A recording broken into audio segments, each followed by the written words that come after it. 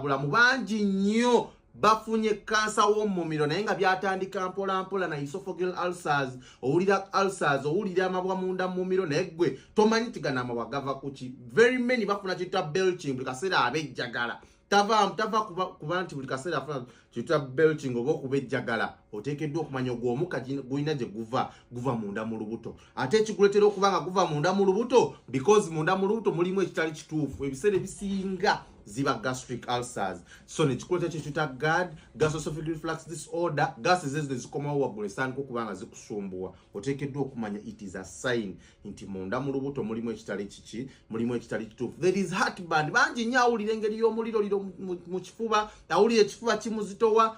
Bambi oteekeddwa okuba ng'omanya ezo gases ziri mu kusumbwa zikomawo ne zibira trapped munda mu kifuba. Ate nno abejjagala nno kale kuba gases ezo zifuluma naye kasita zisigala jjukira ziba highly acidic kuba omukka oguba mu lubuto guba acidic, gubamu HCl, hydrochloric acid. So gukomawo eno waggulu guba kugenda kusumbwa embeera ya waggulu ofune obuzibu obwo naye tuzoogerako zino as signs